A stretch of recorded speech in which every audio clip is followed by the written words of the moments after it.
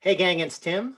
Today, I'm going to give you a super duper valuable cheat sheet, and I'm going to call it the 3 easy steps to getting leads. Now, that title is pretty attractive, and it's kind of a lie because it's way more than 3 steps and it's not easy.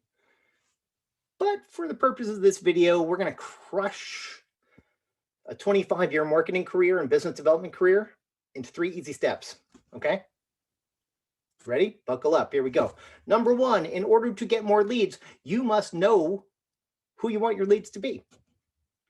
You can't sell to a vague concept of a business. You cannot create a message that resonates if you're trying to address a huge market that you don't understand. So when you are trying to do lead development, the most important thing that you can do is figure out, who am I trying to attract? You've got to have a very clear definition of that. Number 2, and this one's actually, believe it or not, easier. Once you have figured out who you want to talk to, you have to figure out what's the way that you can get the biggest bang for your buck in terms of impact. Because if you're trying to connect with the VP of marketing of online fashion retailers who are between $10 million and $20 million, there's plenty of those people in the world. And while they are not homogenous, they do have similar characteristics about where they get their information and what they respond to. So you could try things like postcards, or you could try things like billboards, or you could try things like bus wraps.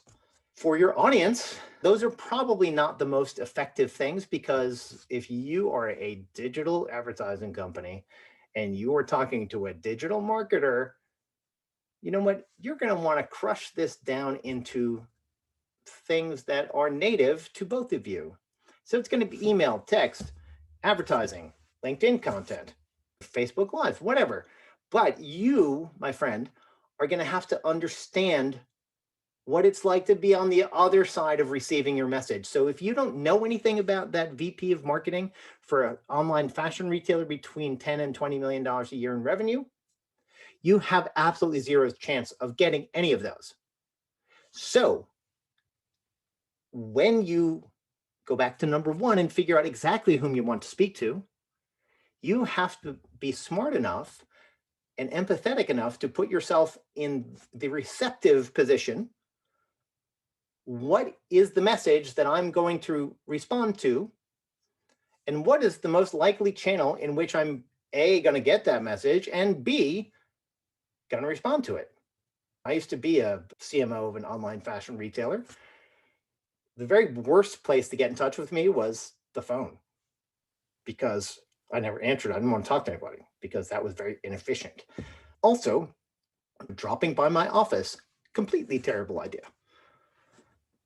So email was pretty much the only way to get to me, because it gave me control over who I wanted to respond to.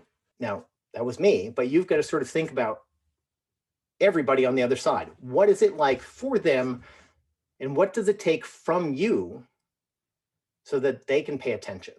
All right, so what do we have here? We've got number 1, who are you trying to attract? Number 2, how are they most likely to receive and respond to information?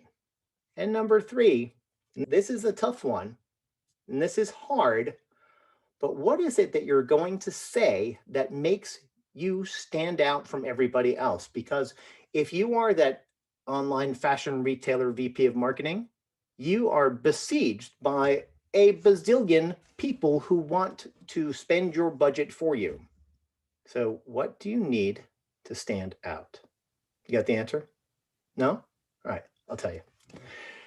What do you need to stand out?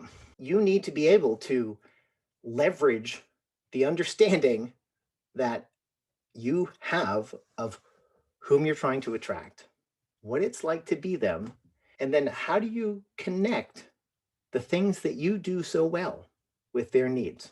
So it's really simple. Know who you're talking to, know what it's like to be them, and do the hard work for them and connect to the benefit of what you do to their needs.